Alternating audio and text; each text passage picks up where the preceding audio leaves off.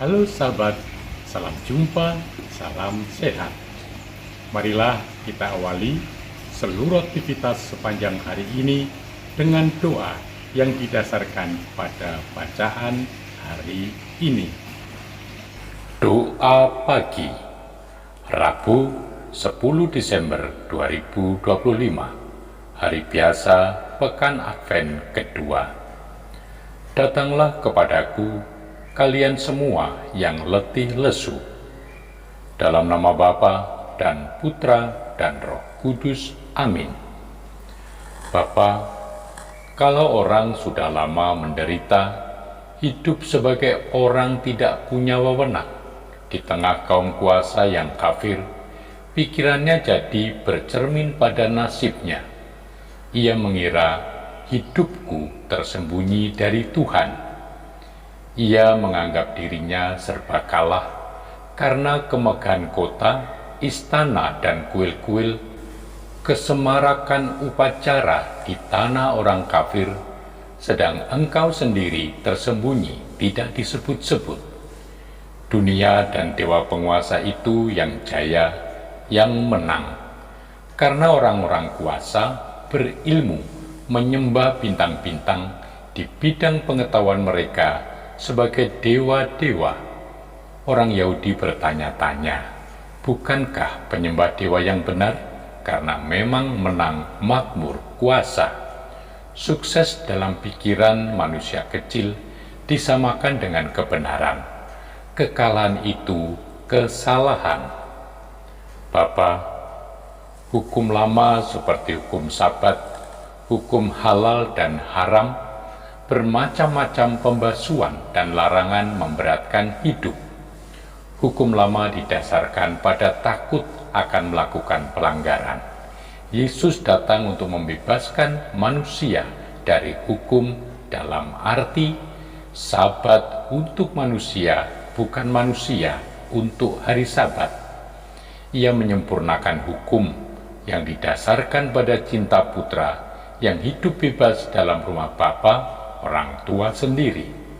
Dari satu segi, hukum sabda bahagia itu mendetil, menelusuri perbuatan-perbuatan manusia lewat pikiran-pikiran, diikuti sampai akarnya di lubuk hati.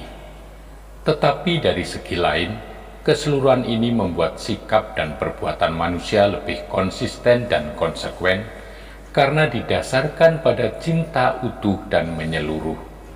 Cinta menghalau rasa takut, dan dalam cinta yang berat menjadi ringan, seperti dalam cinta suami istri, orang tua terhadap anak.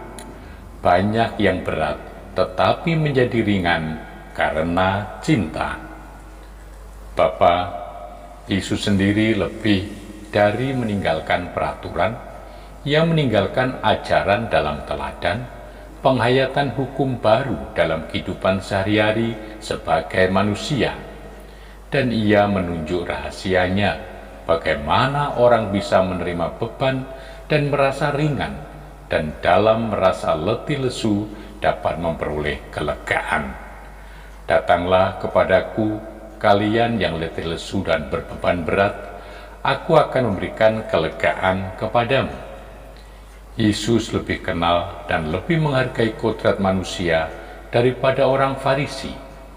Ia dapat memasukkan unsur manis dalam memikul beban. Yesus menampilkan kemanusiaan dan kebaikan dalam penjelmaannya. Dari awal lahir di kandang sampai akhir wafat di salib. Ia mengajarkan sikap lemah lembut dan rendah hati.